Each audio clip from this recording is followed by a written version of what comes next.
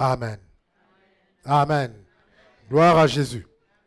Vous savez, dans la vie, souvent nous traversons des moments difficiles, des choses qui nous arrivent, des épreuves.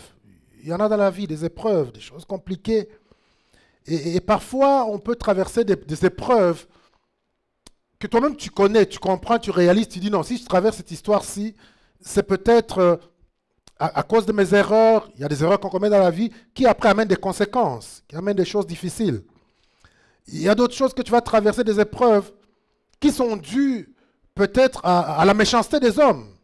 Les hommes sont méchants, les hommes te font des coups et puis tu te dis bon. Il y a d'autres aussi, c'est des conséquences des péchés. Peut-être il y a des choses, oui, c'est les péchés, comme je dis toujours, les péchés, il y a une conséquence qui est attachée au péché. Et peut-être tu traverses des choses comme ça et tu te dis bon, ça peut arriver. Mais il y a parfois des situations où quand tu examines, tu regardes, non, il n'y a pas de raison. Tu regardes ta relation avec le Seigneur, tout se passe bien. Tu mènes une vie de chrétienté correcte, tu mènes une vie de sanctification, tu es en bon terme avec Dieu. Ta relation avec Dieu, tout semble bien se passer. Mais tu te retrouves dans des épreuves, dans des difficultés, dans des choses que tu ne peux pas expliquer. Par la suite, tu essaies de faire ce que la Bible te demande de faire. Tu pries, tu jeûnes, tu fais tout ce qui est censé faire. Tu mets la parole de Dieu en pratique. Mais la situation, au lieu de s'améliorer, la situation s'aggrave. La situation va de mal en pis. Tu pensais que non. Comme j'ai prié, j'ai fait tout ce qu'il faut faire, bon, les choses vont s'améliorer. Mais que de constater que non, les choses, au lieu de s'améliorer, ça s'aggrave. Est-ce qu'il y a quelqu'un qui a déjà connu une situation comme ça? Ou peut-être tu as déjà vu, tu connais quelqu'un qui a traversé une situation pareille? C'est la situation que j'appelle, et c'est comme ça que j'ai intitulé mon message aujourd'hui, quand la vie chrétienne semble ne pas avoir du sens. Amen. Il arrive des moments où tu te dis, la vie chrétienne finalement, est-ce que ça a du sens? Je sais que je traverse, est-ce que ça a du sens? Comment ces choses peuvent m'arriver? Il n'y a pas de raison. Tout allait bien. Je vais à l'église. Je fais des choses correctement. Mais qu'est-ce qui m'arrive? Comment? Moi, où tu as un sentiment au-dedans de toi que Dieu, tu pries, mais tu penses que Dieu est distant. Dieu est loin. Dieu ne se soucie pas de toi. Dieu t'a oublié, Dieu t'a ignoré. Et tu penses dans ton cœur que non, il y a quelque chose. Dieu m'a abandonné, je suis rejeté. Ce n'est pas normal. Mais je vais te rassurer aujourd'hui, mon frère, ma soeur, que si tu traverses cette situation, tu l'as déjà traversée, tu vas la traverser, ou tu connais quelqu'un qui va la traverser, tu vas lui donner une bonne nouvelle aujourd'hui pour lui dire qu'il n'est pas le seul. Amen. Qu'il n'est pas le seul à avoir traversé des situations comme ça. Parce qu'il y a cette situation qui nous est relatée dans la Bible, dans l'évangile de Jean, le chapitre 11. C'est une histoire qui est connue. C'est une histoire qui concerne Lazare. La Bible nous dit qu'il y avait un homme malade, Lazare de Béthanie, village de Marie et de Marthe, sa sœur. C'était cette Marie qui oignit de parfum le Seigneur et qui lui essuya les pieds avec ses cheveux. Et son frère Lazare qui était malade. Les sœurs envoyaient dire à Jésus, « Seigneur, voici celui que tu aimes est malade. » Donc, Lazare et Marie et Marthe, c'était une famille amie à Jésus. Une famille connue de Jésus. Ce ne sont pas des gens, des chrétiens occasionnels. Ce ne sont pas des gens qui ont connu Jésus, qui ont rencontré Jésus une fois en passant. Mais c'était des gens intimes, des gens proches vraiment du Seigneur. Quand vous lisez la Bible, vous allez voir que c'est un endroit où Jésus allait manger. C'est un endroit où Jésus allait relaxer. C'est à peu près à 2 kilomètres de Jérusalem. Quand Jésus allait à Jérusalem, quand il rentrait, c'est l'endroit où il pouvait aller se reposer, relaxer. C'est des gens vraiment proches, qui le connaissaient, qui étaient bien. Il n'y a pas plus proche de Jésus, il n'y a pas plus intime que cette famille.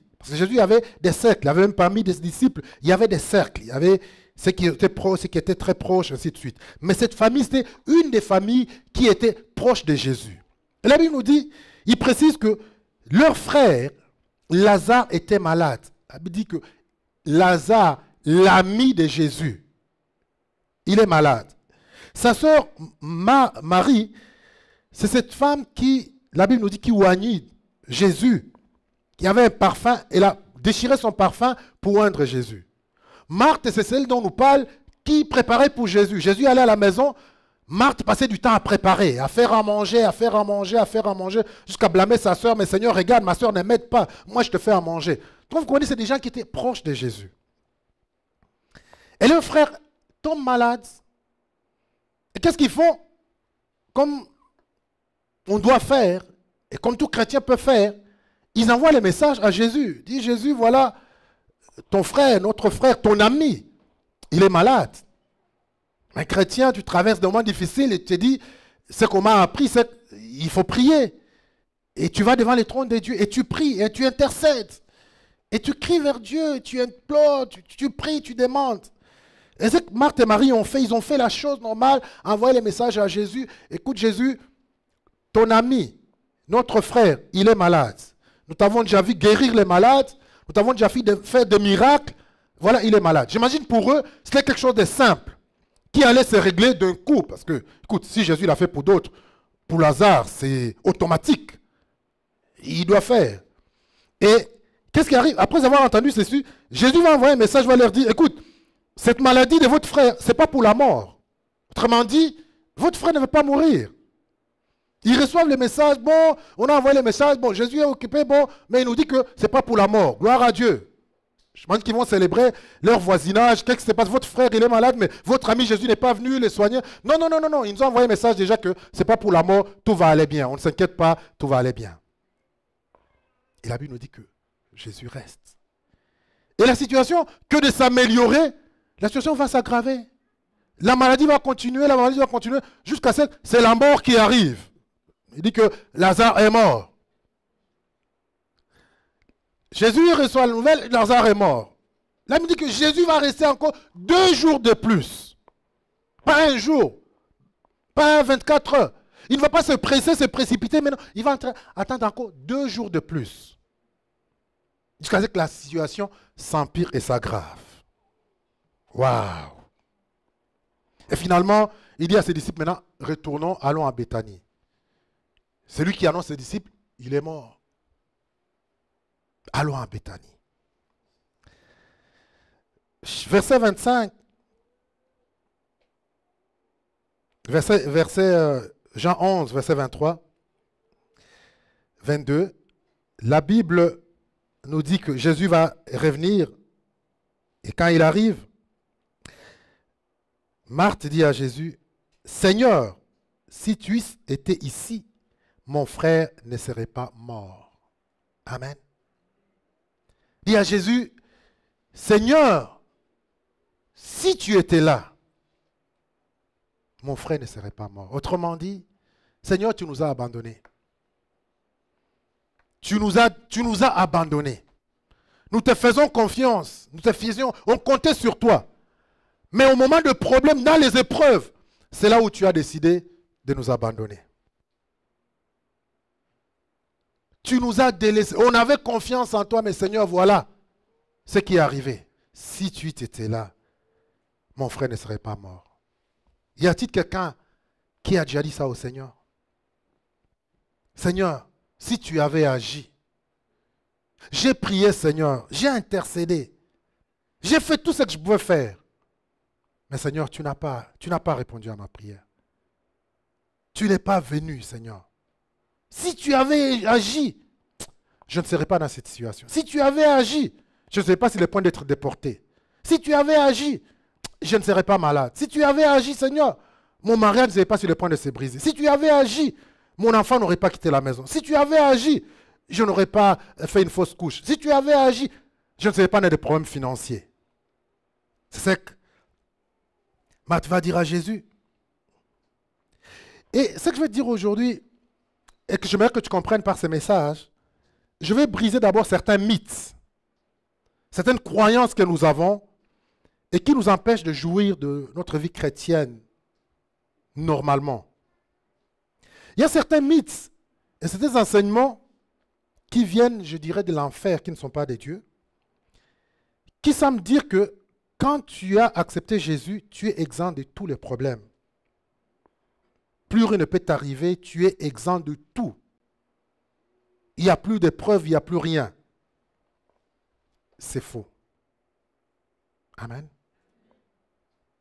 Je veux que tu les comprennes aujourd'hui.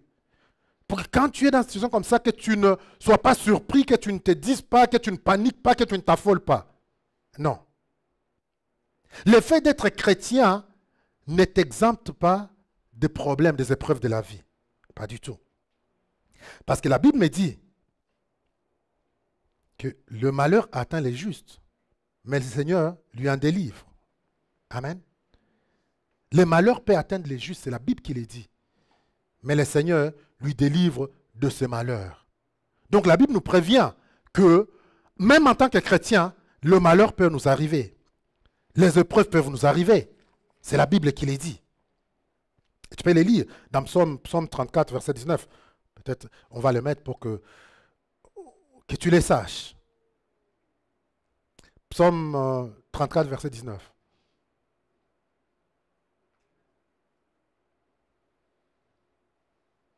Les malheurs atteignent souvent les justes, mais l'Éternel l'en délivre toujours. Amen.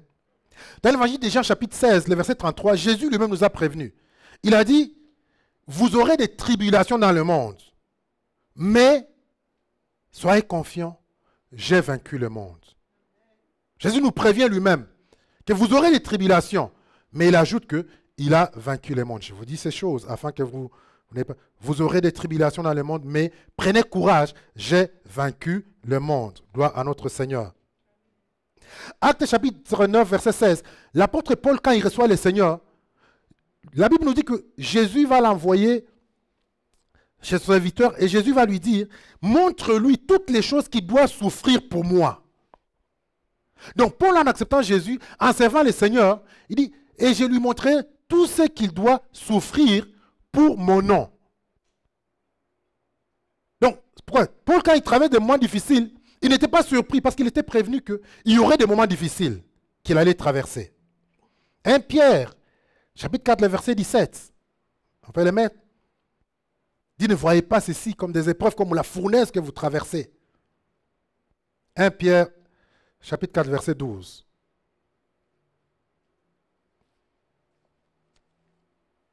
Bien-aimés, ne soyez pas surpris comme d'une chose étrange qui vous arrive, de la fournaise qui est au milieu de vous, pour vous éprouver. On continue.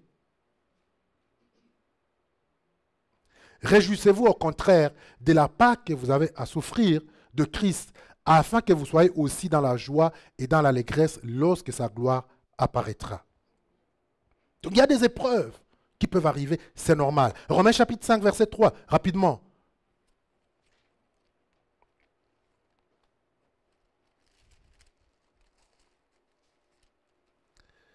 Bien plus, nous nous glorifions même dans des afflictions, sachant que l'affliction produit la persévérance, et la persévérance, la victoire dans l'épreuve, et cette victoire, l'espérance.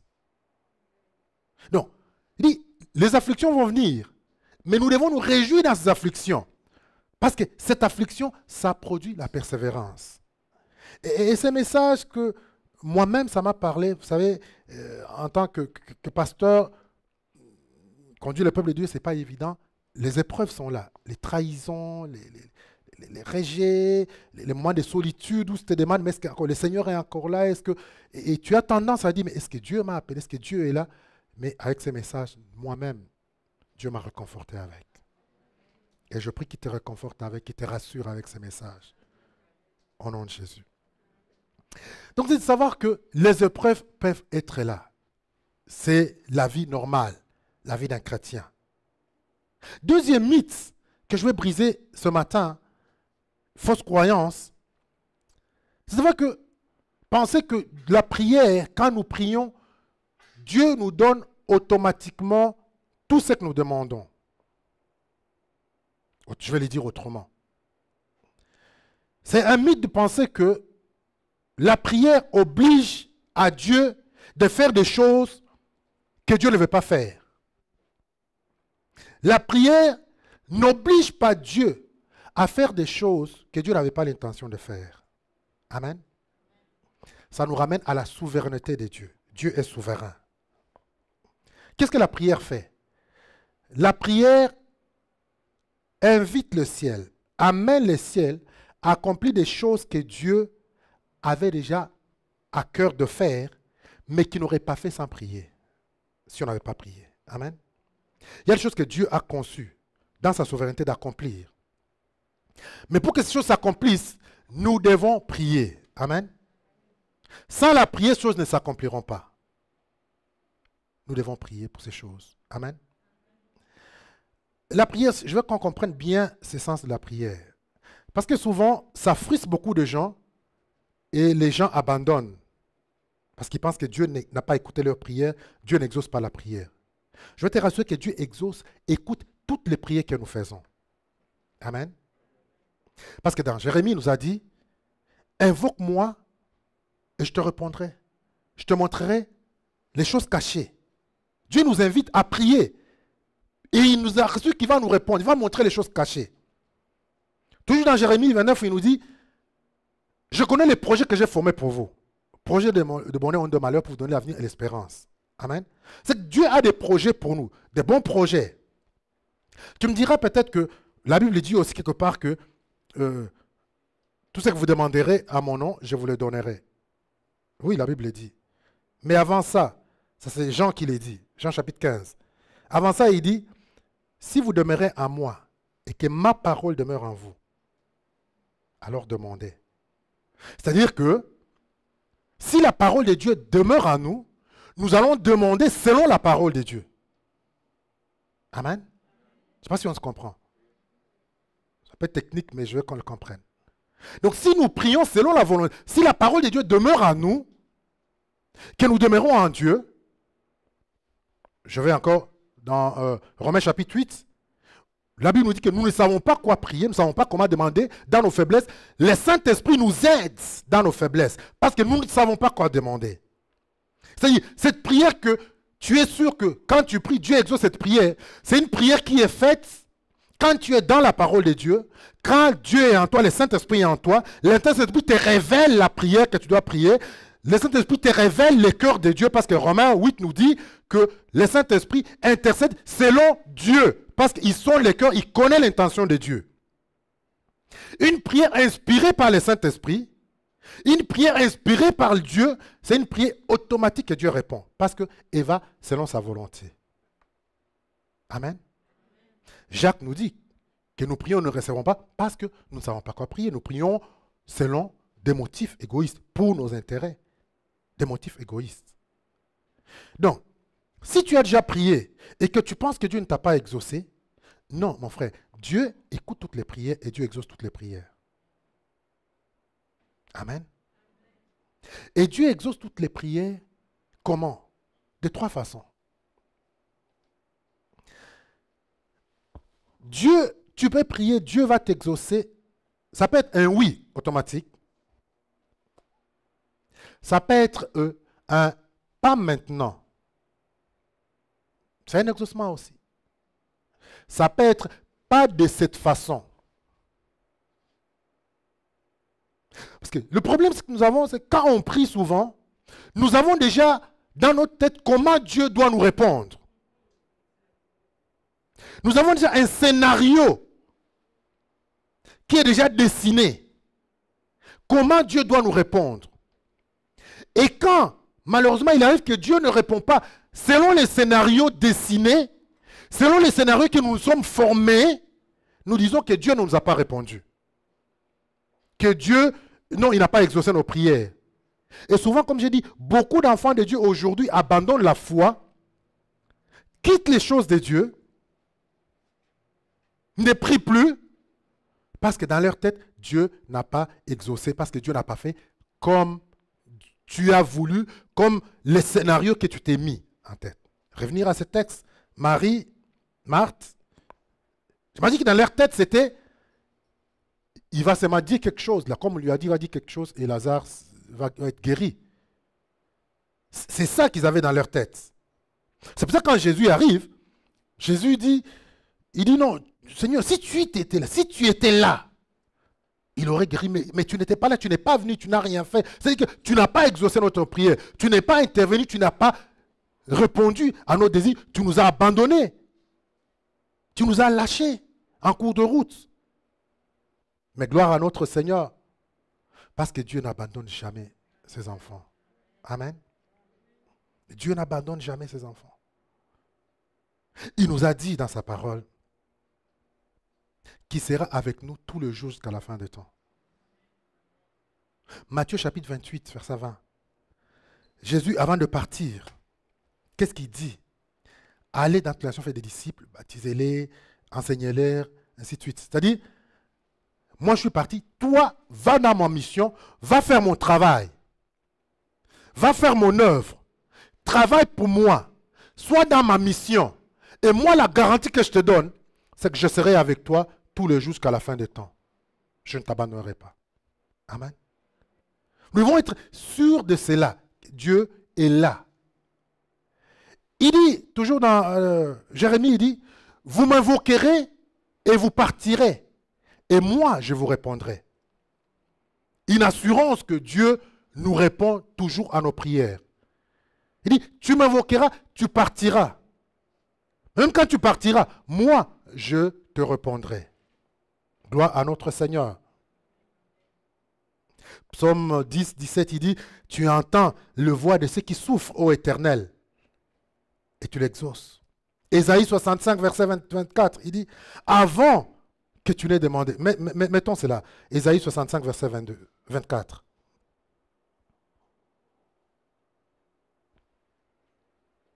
Avant qu'il n'invoque, je répondrai. Avant qu'il n'ait cessé de parler, j'exaucerai. Amen. C'est une promesse de Dieu par rapport à la prière. Donc avant même que tu l'aies demandé, Dieu te rassure déjà qu'il va te répondre. Avant que tu n'aies cessé, il te rassure déjà qu'il va t'exaucer. Gloire à notre Seigneur. Mais faudrait-il que tu saches qu'il est souverain. Peu importe l'épreuve dans laquelle tu peux être. Peu importe là où tu peux traverser. Sache que quand tu pries, Dieu écoute. Dieu entend et Dieu exauce. Gloire à notre Seigneur. Alors, qu'est-ce qui se passe alors? Et comment t'en sortir quand tu commences à te poser des questions? Mais est-ce que ça a du sens? Est-ce que ces épreuves, ça va de mal en pis? Comment réagir par rapport à cette situation? Pour moi, c'est que tu dois savoir, si Dieu permet que tu traverses cette chose, c'est que Dieu a une révélation qu'il veut te donner. C'est que Dieu veut te révéler à toi d'une autre façon, dans une autre dimension que tu ne connais pas. Amen. Parce que souvent nous pensons, c'est bénédiction, bénédiction, bénédiction. Mais Dieu voit au-delà des bénédictions. Dieu veut se révéler. Dieu veut qu'on le connaisse. Amen. Et comment il veut qu'on le connaisse? C'est à travers les épreuves, à travers les péripéties de la vie que Dieu se révèle à chacun d'entre nous. Quand Marthe parle à Jésus, il dit à Jésus, si tu étais ici, mon frère ne serait pas mort. Mais maintenant, je sais que tout ce que tu vas demander à Dieu, Dieu te l'accordera. Jésus lui dit, ton frère restera. Et Jésus lui dit, verset 25, une révélation qu'on ne connaissait pas de Jésus. Jésus va lui dire, je suis la résurrection et la vie. Amen. Ça fait partie de ce qu'on appelle les 7 je suis de Jésus, du Nouveau Testament. À cette reprise, Jésus s'est défini dans le Nouveau Testament, dans le livre des Jean, où il s'est défini qu'on le connaisse comme les bons bergers, qu'on le connaisse comme la vigne, qu'on le connaisse comme la lumière du monde. Il s'est révélé. Et ici, c'est l'endroit où il se révèle comme la résurrection et la vie. Il dit à Marthe, je suis la résurrection et la vie. Crois-tu à cela? Et quiconque vit et croit en moi ne mourra jamais. Amen. C'est une nouvelle révélation que Marthe a reçue de la part de notre Seigneur. Alors, mon frère, ma soeur, quand tu traverses ces moments où tu te questionnes, où tu penses que Dieu t'a abandonné, où tu as fait tout ce que tu pouvais faire, mais les choses ne sont pas améliorées, Au lieu d'être distrait, de penser que Dieu t'a abandonné, de quitter l'œuvre de Dieu, de quitter l'église, d'abandonner le Seigneur, sois plutôt attentif. Sois plutôt attentif. Sois à l'écoute du Seigneur. Parce que sûrement, il y a quelque chose que Dieu veut te dire. Il y a une révélation que Dieu a pour toi. Il y a un message qui veut te passer, que tu le connaisses à une autre dimension que tu ne l'as jamais connue. Ceux qui ont servi Dieu. Regardons le cas d'Abraham. Abraham, une épreuve qu'on ne peut pas comprendre, où Dieu semble se contredire. Oui, il y a des moments où Dieu semble se contredire. Il y a un moment où Dieu fait des choses où tu te dis non, c'est un non-sens, c'est pas Dieu, c'est pas normal ça. Il ne peut pas faire ça. Ou il dit quelque chose puis il contredit, il semble contredire ce qu'il dit. Abraham se trouve dans cette situation. Il donne à Abraham un enfant, Isaac. Il donne la promesse. C'est d'Isaac que je vais te donner la descendance. C'est d'Isaac que je vais multiplier la terre. Mais même Abraham, quelques temps après, Dieu l'appelle, Dieu lui dit, va m'offrir Isaac. C'est contradictoire, c'est un non-sens. C'est Dieu, il a perdu la tête. Non, c'est pas normal. Les choses ne peuvent pas être comme ça. Abraham se trouve dans une situation contradictoire où, non, Dieu, ça ne se peut pas. Mais Abraham, en obéissant, qu'est-ce que Dieu voulait se révéler? Abraham, Dieu voulait lui révéler Jéhovah Jireh dont on parle aujourd'hui. Dieu lui a révélé, je suis le pourvoyeur, Jéhovah Jireh. Amen. Abraham était attentif. Il a fait ce qu'il pouvait faire. Attentif, connecté à Dieu. Je vais obéir à Dieu. Je vais le faire. Ça semble avoir, ça n'a pas de sens. Je ne peux pas le comprendre, mais je suis attentif. Et Dieu lui a donné une révélation extraordinaire. Et Dieu a pourvu à ses besoins. Donc dans un moment comme ça, ce n'est pas le temps d'abandonner mon frère et ma soeur. Ce n'est pas le temps de penser que Dieu t'a abandonné. C'est le temps où tu dois rester focus.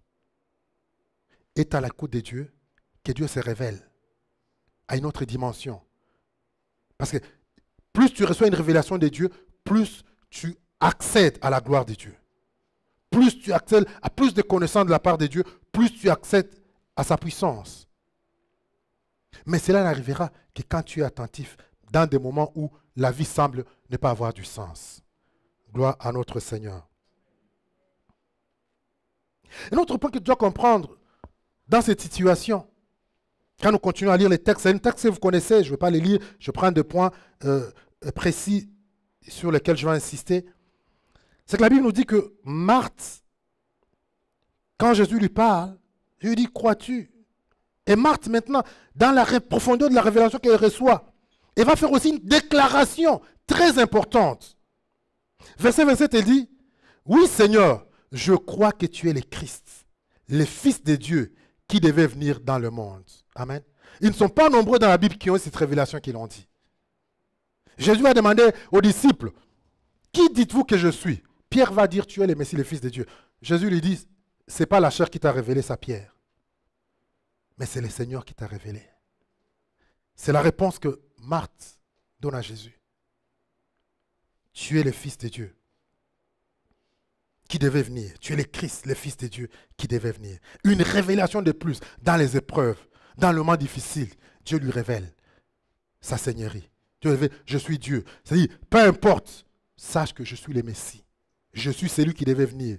Je suis celui qui doit amener la solution dans ta vie. Je suis celui qui doit venir combler tes épreuves et tes batailles. Gloire à notre Seigneur. La Bible dit que Marthe part, et Marthe va rencontrer sa sœur Marie. Il lui dit, Marie, le Seigneur, le Maître te veut, le Maître te cherche, le Maître est là, il te demande. Et la Bible dit, Marie va se lever promptement. Il va se rendre auprès de Jésus. Comprenez que Jésus, il est au même endroit. La Bible dit que Marie va le trouver au même endroit où il avait trouvé Marthe. Jésus n'est pas parti vers Marie, mais c'est Marie qui est venue vers Jésus. Amen. Et quand Marie vient vers Jésus, qu'est-ce que Marie va faire? La Bible nous dit, Marie va se prosterner aux pieds de Jésus. Quand vous lisez la Bible, vous verrez que c'est l'attitude que Marie a toujours eue en présence de Jésus. Marie se trouve dans la maison avec sa sœur. Marthe est en train de préparer. Où était Marie? Marie était aux pieds de Jésus. en train d'écouter la parole de Dieu. Dans les épreuves, elle arrive et trouve Jésus. Jésus, tu nous as abandonnés, tu nous as délaissés. Mais Marie a continué à faire ce qu'elle a toujours fait, à adorer le Seigneur. Amen. À servir le Seigneur. Donc, peu importe les épreuves dans lesquelles tu peux te retrouver, peu importe les batailles dans lesquelles tu peux te retrouver, peu importe ce que le diable peut te mettre à que Dieu t'a abandonné, Dieu t'a délaissé, Dieu n'est plus avec toi, continue à faire ce que tu as toujours fait, à adorer le Seigneur. Continue à te prosterner devant le Seigneur. Continue à révérer le Seigneur. Continue à magnifier le Seigneur notre Dieu. Parce que souvent, la tendance que nous avons, c'est d'abandonner, c'est de quitter. Mais quand tu quittes, tu te coupes de la bénédiction. Tu te quittes de la solution, mon frère, ma soeur. Marie, elle fait arriver. Elle tomba à ses pieds et lui dit, Seigneur, si tu étais ici, mon frère ne savait pas moi. Seigneur, tu nous as délaissés. Seigneur, si tu avais répondu, mais tu restes, Seigneur, je me prosterne devant toi et je reconnais ta Seigneurie. Amen. Et souvent, un point aussi qui nous fait paniquer, une situation que nous devons régler d'un coup, c'est ce que les gens vont venir te dire. Ou c'est que le diable va mettre dans tes pensées. Et dont nous souffrons aujourd'hui, et le corps du Christ souffre, et beaucoup de chrétiens souffrent de cela, c'est cette tendance à la comparaison. Amen. Où on doit se comparer, ou se compare à d'autres personnes. Vous savez, beaucoup de gens souffrent aujourd'hui et pleurent. Et leurs pleurs, souvent, ce n'est pas à cause de ce que Dieu n'a pas fait dans leur vie, mais à cause de ce que Dieu a fait dans la vie de quelqu'un d'autre. C'est ce que je me fais comprendre. Il y a beaucoup de gens aujourd'hui, ils pleurent. Tu lui demandes, mais qu'est-ce que tu fais? Il ne va pas te dire que Dieu ne l'a pas exaucé. Mais voilà ce que Dieu a fait pour l'autre. Voilà, moi je suis venu à l'église avant elle. Mais voilà, Dieu l'a béni. Moi je suis comme ça. Mais voilà, elle. Lui, il ne prie pas. Lui, il ne fait pas ceci. Lui, il ne fait pas cela. Mais Dieu le bénit, lui. Amen. Et ces sentiments, cette propension à nous plaindre, à se comparer à d'autres personnes, nous empêche aussi de la communion avec Dieu et nous brise. Et c'est une arme que le diable utilise puissamment contre le peuple de Dieu dans des moments où on se questionne sur la vie chrétienne, sur les épreuves de la vie. Parce que la Bible nous dit que ceux qui étaient avec Marthe, les pharisiens qui étaient là, ils vont dire, quelques-uns d'entre eux dirent, verset 31, « Lui qui a ouvert les yeux à l'aveugle, ne pouvait-il pas faire aussi que cet homme ne mourit point? » Amen. Mais, vous étiez meilleurs. Jairus, là, il n'a pas reçu Jésus dans sa maison. Jairus n'a pas versé un parfum sur ses pieds. Mais il a resté l'enfant de Jairus. Comment ne pouvait-il pas ressusciter ton enfant? C'est là où tu entends des gens.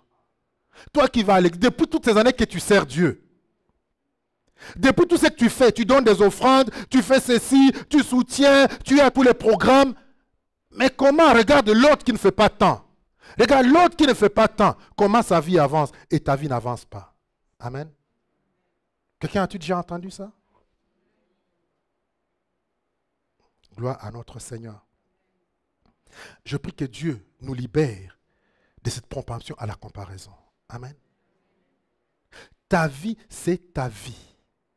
Chacun a une destinée. Chacun a un plan. J'ai dit, la Bible dit, je connais des projets que j'ai formés pour toi. Ce sont des projets de bonheur ou de malheur. Tu as ta vie, tu as tes projets. Dieu a une destinée pour toi qui est propre à toi. Amen. Nous ne sommes pas nés deux sur la tête. Tu es né seul, tu as ton étoile, tu as ta vision, tu as ta mission, tu as un plan, un projet que Dieu a décrit pour ta vie qui est propre à toi. Gloire à Jésus. Et quand tu seras au ciel, tu ne rendras pas compte de la vie de quelqu'un d'autre. Tu seras jugé, tu vas rendre compte de ta vie à toi. De ce que Dieu a fait pour toi. Des promesses de Dieu, des habiletés de Dieu, des talents, des dons que Dieu t'a donnés à toi. Tu n'iras pas au ciel. Pourquoi tu n'as pas fait ça? Non, parce que l'autre était plus béni que moi, l'autre était meilleur que moi, l'autre tu as fait ça pour... Dieu te dira, mais toi, il s'agit de toi. Il s'agit de toi. Amen. Gloire à notre Seigneur. Mais ce qui me rassure dans tous ces textes, hein, c'est que malgré la mort, malgré tout, Jésus est quand même venu. Amen. Jésus était là quand même. Donc, peu importe les épreuves dans lesquelles tu peux être, Jésus est toujours là. Amen. Il va toujours être là et tu peux compter sur lui, c'est un ami fidèle qui n'abandonne pas. Dans les déboires, dans les détresses, dans les douleurs, tout le monde peut t'abandonner. Mais Jésus te dit aujourd'hui, il ne t'abandonnera jamais. Il dit à Josué, je serai avec toi. Je ne t'abandonnerai pas, je ne te laisserai pas. Amen. C'est une assurance que dans ces moments difficiles où tu te questionnes, une chose sur laquelle tu peux t'accrocher, c'est d'être sûr de la présence de Dieu. Être sûr que Dieu est là. Dieu va toujours être avec toi. Dieu va toujours marcher à tes côtés. Dieu va toujours marcher auprès de toi. Parce que dans sa Bible, il nous le promet. Il nous les dit. Dans le livre d'Ésaïe, qu'est-ce qu'il nous dit? Il dit, si tu traverses les eaux ne te submergeront pas. Amen. Il sera avec toi. Même dans les eaux, dans les flots. Ce que j'aime de ces dieux, c'est que Dieu n'a jamais honte de nos épreuves. Amen. Dans la boue, tu es dans la boue. Dieu est avec toi dans la boue. Partout où tu es, il est avec toi. Oh, David l'a compris. Le psaume 23, David a dit, quand je traverse la vallée de l'ombre et de la mort, je ne crains aucun mal, car tu es avec moi. Amen. Dans ces moments où tu te questionnes, où le diable te met en tête, Dieu t'a abandonné, Dieu t'a rejeté, Dieu n'est pas avec toi, ça n'est fini, Dieu t'a oublié, Dieu t'a déçu. Non, Dieu est avec toi. Je te rassure aujourd'hui que Dieu est avec toi. Amen. Tu dois être sûr de l'amour de Dieu. Tu dois être sûr de la compassion de Dieu. La Bible nous dit que quand Jésus entre, quand Marie se prosterne devant Dieu, verset 33, et ça me touche. Jésus la voyant pleurer, elle et les Juifs qui étaient venus avec elle, Jésus frémit en son esprit et il fut ému. Amen. Quand tu pleures, Jésus pleure avec toi. Que le diable ne te mente pas. Quand tu es dans la douleur, Jésus est dans la douleur avec toi. Quand tu es dans les questionnements, Jésus est là à côté de toi. La Bible nous dit, sur quoi les Juifs dirent, voyez, comment il aimait. Et la Bible nous dit, Jésus pleura. Amen. Verset 35. Jésus a pleuré de la douleur que les autres chantaient. Il n'a pas pleuré parce que Lazare est mort, non. Il savait. Mais c'est la douleur. Est-ce que vous comprenez l'amour de Dieu? Jésus n'a pas pleuré les deuils de Lazare. Mais Jésus a pleuré la souffrance, la douleur, l'épreuve que Marthe, que Marie, que ses amis traversaient. Du fait qu'ils ne comprenaient pas peut-être la vision de Dieu, les plans de Dieu, les projets de Dieu pour la vie de Lazare. Et Jésus a frémi. Amen. Mon frère, ma soeur, tu peux compter sur ce Seigneur. Il te comprend plus que tout le monde. Là où tout le monde va te juger, tout le monde va t'abandonner. Là où tu pleures, personne ne te comprend, où tu es incomprise, où tu es vraiment incomprise, où les gens se disent, mais ce Seigneur-là, il est là, lui te comprend. Amen. Il est le seul qui peut te comprendre. Et il va pleurer avec toi. Et on dit qu'il a pleuré. Il pleura avec Marie. Donc, Ésaïe 43, verset 2, c'est ce que je disais tout à l'heure. Est-ce qu'on peut le mettre? Ésaïe 43, verset 2. Si tu traverses les eaux, je serai avec toi. Et les eaux et les fleuves ne te submergeront point. Si tu marches dans le feu, tu ne te brûleras pas. Et la flamme ne t'embrasera pas. Amen. Dans la Bible, on peut le dire, on peut le lire, on dit, bon, ça c'est juste des histoires. Mais nous connaissons la vie de Daniel. Nous connaissons la vie des amis de Daniel. À Babylone, une pierre lointaine, qui ont traversé des moments difficiles, mais qui sont accrochés à Dieu. On peut dire Dieu les a abandonnés, mais la Bible nous dit que même dans la fosse au lion, le roi Darius demande à Daniel, Daniel, est-ce que ton Dieu t'a secouru? Qu'est-ce qui est arrivé? Daniel lui dit, je ne suis pas seul ici, il a envoyé son ange est avec moi dans la fosse au lion. Amen.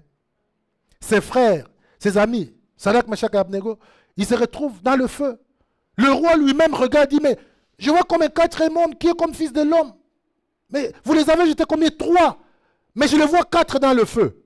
Parce que même dans le feu, Jésus était là, il s'est rassuré que non, vous ne serez pas seul, je suis avec vous, même dans le feu. Gloire à notre Seigneur. Voilà un Dieu sur qui tu peux compter. C'est ce Dieu que nous servons. C'est ce Dieu. Quand tu es dans ces questions, dans ces moments de questionnement et de doutes, d'inquiétude, tu peux te rassurer que c'est Dieu. Même dans le feu, même dans la fournaise, même dans les divorces, même dans les fausses couches, même, je sais pas, dans les problèmes, les maladies, même dans la pauvreté. C'est Dieu. Il est avec toi, il est à côté de toi, il est subi avec toi, il te console, il a les mêmes peines, les mêmes douleurs, il les transporte avec toi. Tu n'es jamais seul. Amen. Dis à ton voisin, dans tes épreuves, tu n'es jamais seul. Si ça peut te rassurer aujourd'hui. Quand cette vie semble, la vie chrétienne semble pas avoir du sens. Non, elle a un sens parce que Dieu est présent, il est à côté de toi. Gloire lui soit rendue. Alors, pourquoi toutes ces épreuves? Alors, comment on peut analyser et justifier tout cela? Parce que premièrement, le plan de Dieu, mon frère, ma soeur, tu dois savoir que le plan de Dieu, il est plus que ta vie. Il va au-delà de ta vie. Amen. En tant qu'enfant de Dieu, nous avons tendance à regarder notre vie à notre point de vue nous-mêmes, nous regarder nous-mêmes. Mais Dieu, par contre, il regarde notre vie dans la globalité du royaume. Amen. Et nous devons commencer à regarder notre vie avec le regard de l'éternité. Gloire à notre Seigneur. Nous faisons partie d'un corps. Et quand tu dis que tu as donné ta vie au Seigneur, c'est important quand on lui dit, j'ai donné ma vie au Seigneur. Tu lui as donné ta vie.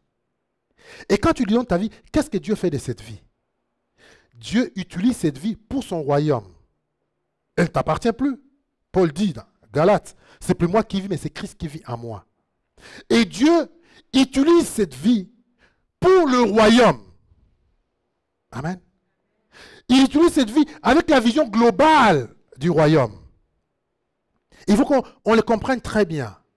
Les épreuves qui t'arrivent, les peines dans lesquelles tu es, ça se peut que ce n'est pas pour toi. Mais c'est pour le royaume que Dieu est en train de travailler.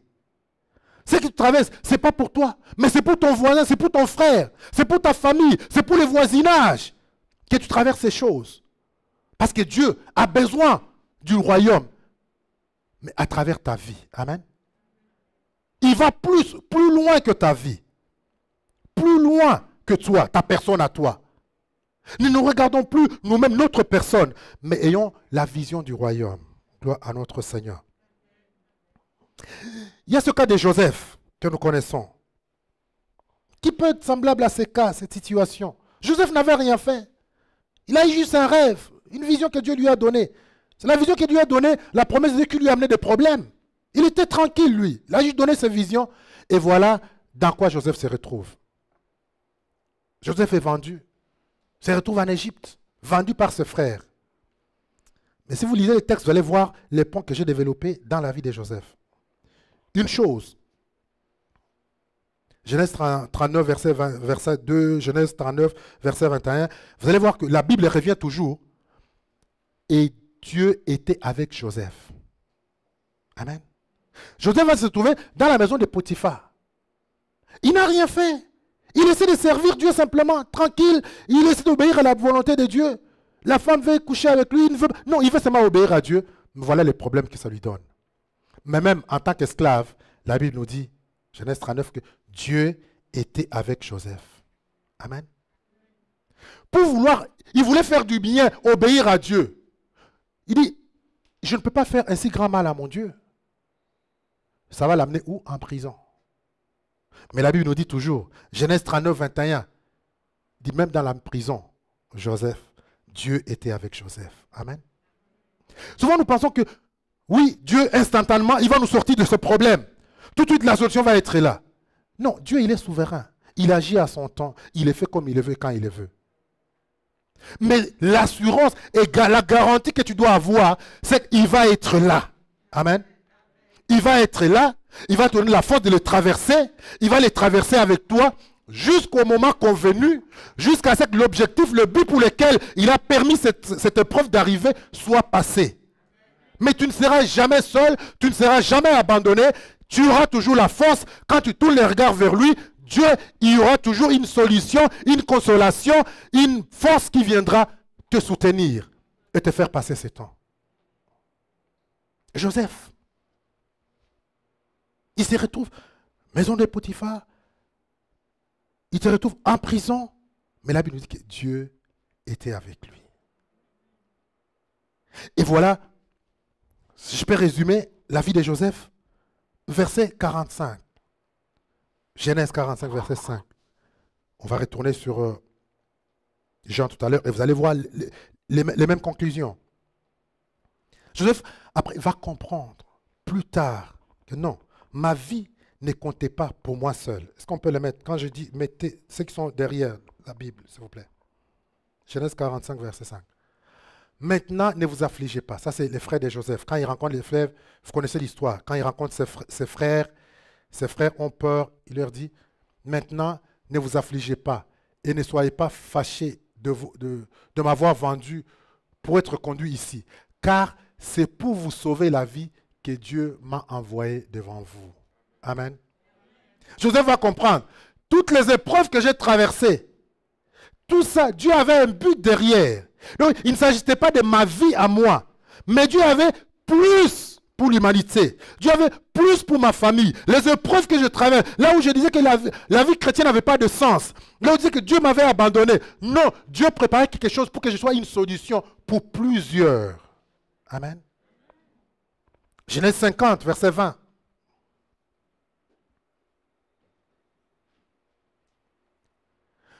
Vous avez médité de me faire du mal.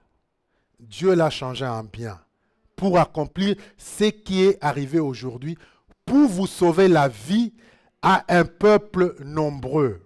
Gloire à notre Seigneur. Donc, la vie, c'était sa vie à lui. Mais il a compris, non, ce n'était pas question de moi. Mais c'était question que j'étais un instrument entre la main de Dieu pour sauver un peuple nombreux. Amen. Ça se peut-il que les épreuves que tu traverses, c'est pour sauver un peuple nombreux derrière? Ça se peut-il que les épreuves que tu traverses, c'est pour être un témoignage dans ta famille? Les gens de ta famille qui ne connaissent pas le Seigneur, quand ils vont voir ce que tu as traversé, quand ils vont voir la persévérance que tu as eue et les résultats qui est sorti, ça se peut-il que ces gens reviennent aujourd'hui et disent non, si elle a traversé ça, son Dieu là, non, non, je vais aussi m'attacher à ces dieux. Ça se peut-il que c'est pour ça que tu traverses ces épreuves? Ça se pourrait. Parce que dans le cas de Lazare, nous allons le voir. Jésus arrive au tombeau, il demande où est-ce que vous l'avez mis. Il dit ça fait 4 jours. Seigneur, ôte la pierre. Non, non, non, il sent déjà. Et Jésus va faire une prière. Et cette prière nous montre, on comprend maintenant le sens de toutes ces épreuves que Marthe, cette famille, a traversées. Jésus dit, verset 41, Père, je te rends grâce de ce que tu m'as exaucé.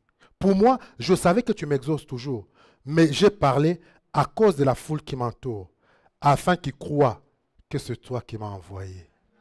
Amen. Afin qu'ils croient que c'est toi qui m'as envoyé. Quand tu donnes ta vie au Seigneur, ça devient un matériel didactique entre les mains de Dieu. Amen. Ta vie devient un matériel didactique entre les mains de Dieu pour promouvoir son royaume, pour promouvoir son nom. C'est à cela que nous servons. Amen. C'est à cela que nos vies sont censées servir. Et pourquoi 4 jours? Parce que dans la tradition juive, il me semble, ils disaient, ils avaient des idées, des pensées que non, quelqu'un, il peut mourir 1, 2, 3 jours, et il va toujours ressusciter. Jésus a ressuscité plusieurs personnes. La fille de Jairus, elle était morte, il a ressuscité. La fille de cette femme qui allait au tombeau, qui allait enterrer son enfant, Dieu l'a ressuscité. Mais Jésus avait besoin de faire un miracle, quelque chose pour lequel les Juifs ne vont plus jamais douter de lui, où ils vont croire qu'il est le Messie. Et ça demandait quelqu'un au tombeau pendant 4 jours. Là, il ne pouvait plus dire non, non. Peut-être il était juste évanoui. Peut-être non, il a menti. Il était juste évanoui, il y a quelque chose. Mais il fallait que 4 jours dans les tombeaux. Et qui pouvait rendre ce service à Jésus? Bien répondu. Qui pouvait lui rendre ce service? C'est son ami. Amen. Avant de penser que Dieu t'a abandonné. Non, c'est parce que Dieu t'a fait confiance. La personne à qui Jésus avait le plus confiance, un ami qui pouvait lui rendre ses services pour glorifier son nom, c'est son meilleur ami. Cette famille intime qui lui était intime, c'est Lazare. Et quand nous voyons ce que la Bible nous dit, la conclusion, verset 45. Plusieurs Juifs qui étaient venus vers Marie et qui virent ce que Jésus avait fait, crurent en lui. Amen. Plusieurs personnes crurent en lui. Mon frère et ma soeur, il est question du royaume. Amen. Le royaume est plus grand. Les intérêts du royaume pour Dieu sont plus grands que ta vie, ta personne à toi. Ils sont plus grands. Évidemment, qu'il y a certains qui vont courir chez les pharisiens pour leur dire, ah voilà ce qu'il a fait. Et les pharisiens vont vouloir maintenant aller au point de crucifier Jésus. Et qu'est-ce que les pharisiens vont dire? Ce qu'il a fait. À cause de ce qu'il a fait, plusieurs vont aller en lui. Donc c'était quelque chose d'extraordinaire pour le royaume que Lazare a accompli pour le royaume. Sa mort, sa résurrection accomplie pour le royaume de Dieu.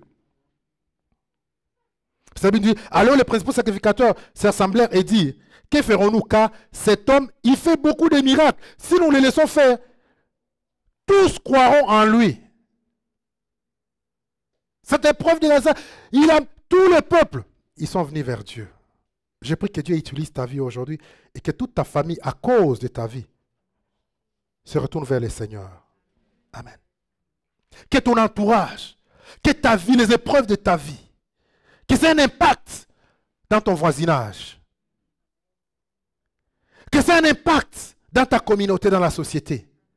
Qu'on dise, le Dieu de ce frère, le Dieu de sa soeur, il sera mon Dieu.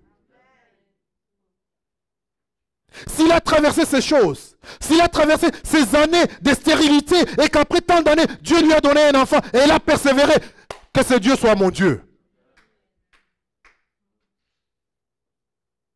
J'ai pris ce matin que nos épreuves servent pour la gloire de Dieu. J'ai pris qu'on ne souffre plus en vain, mais qu'on souffre pour la gloire de Dieu. Que des âmes reconnaissent le Seigneur. Que d'autres ministères qui verront la cité David, qui disent, malgré tout, ils ont persévéré, et voilà Dieu les a amenés, qui disent, nous allons persévérer aussi. Et nous verrons la main et la gloire de notre Seigneur. La Bible nous dit, là, beaucoup de gens vinrent. Chapitre 12. Chapitre 12, Dieu va, finalement, on va faire un grand buffet. Gloire à notre Seigneur.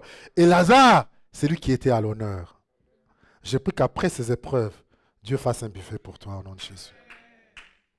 Qu'une table soit dressée où tu vas être célébré. Vous lirez le chapitre 12. Lazare va être célébré. Tu seras célébré. Tu seras célébré. Parce que tu as persévéré. Parce que tu as permis à Dieu d'utiliser ta vie pour les intérêts du royaume. Tu seras célébré.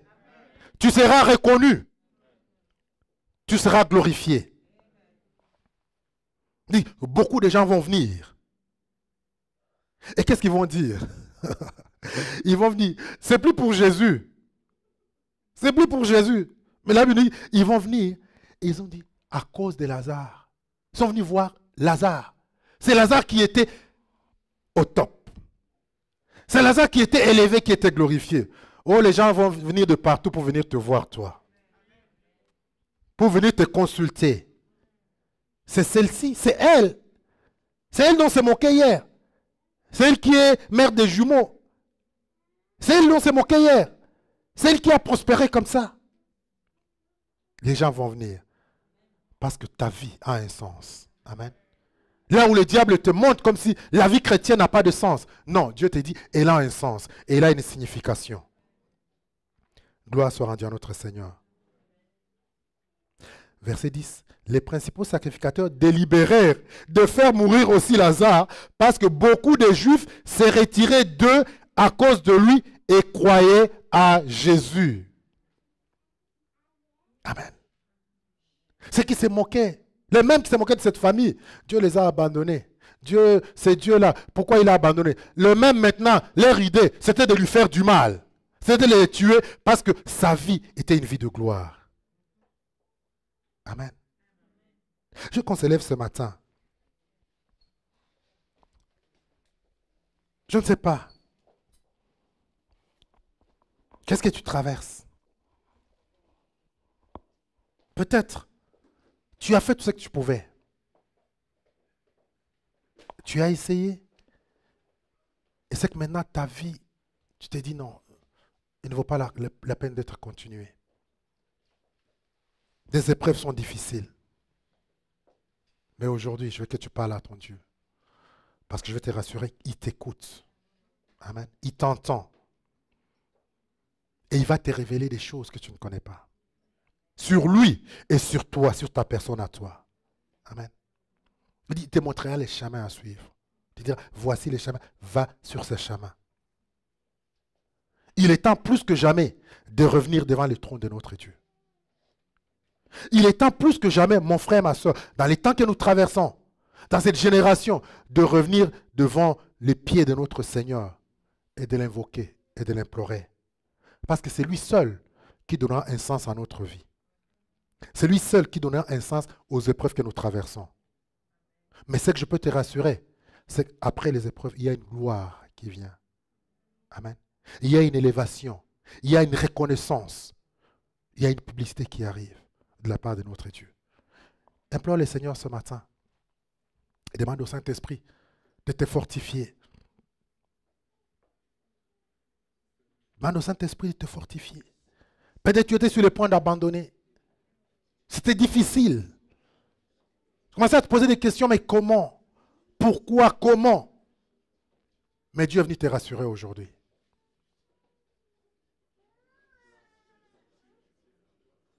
Dieu est venu te rassurer aujourd'hui. Il est avec toi.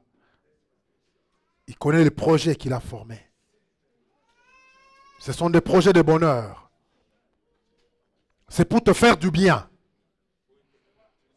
Et je veux te rassurer que ta vie a un sens. La vie que tu mets, elle a un sens. Elle a une valeur auprès de Dieu. Elle a plus de valeur que tu ne le penses, que tu ne le crois. Seigneur, je t'implore ce matin. Saint-Esprit, fortifie mon frère. Fortifie ma soeur. Fortifie-nous en tant qu'Église, Seigneur. Oui, les épreuves sont là. Oui, les batailles sont là, Seigneur. Seigneur, nous avons tendance au découragement, tendance au point d'abandonner, Seigneur. Mais je prie ce matin, dans ton amour, Seigneur, que tu viennes encore, Seigneur, et que tu rassures de ta présence, que tu nous rassures de ton amour, que tu nous rassures de ta bonté. Et Seigneur, que tu nous ouvres les yeux, que nous commençons à voir notre vie au-delà de nous, de notre personne, mais le voir, Seigneur, dans le royaume, les intérêts du royaume, Seigneur. Seigneur, je t'implore ce matin, comme tu l'as fait, Seigneur, pour cette famille, c'est que tu les fasses pour nous, pour mon frère et ma soeur. Là où il y avait la mort, Seigneur, que la résurrection apparaisse au nom de Jésus. Là où il y avait la détresse, Seigneur, que la paix réjaillisse au nom de Jésus. Que ce qui amenait, Seigneur, le découragement, la confusion, que l'éclaircissement arrive au nom puissant de Jésus. Avec les inquiétudes, Seigneur, que la paix vienne, Seigneur. Je l'ai s'inquiéter. Mais Seigneur, tu lui as amené la paix. Tu es devenu dans sa vie Jéhovah Shalom. Sois Jéhovah Shalom pour les uns et les autres ce matin, notre Dieu. Soit c'est Dieu qui va pouvoir, Seigneur. Soit c'est consolateur, notre Dieu. Je t'implore ce matin, Seigneur. Saint-Esprit, merci pour cette parole. Continue, Seigneur, à révéler et à rassurer, à fortifier. Au nom de Jésus. Amen. Que le Seigneur vous bénisse. Nous sommes à la fin du culte. Nous allons donner aux dîmes et nos offrandes.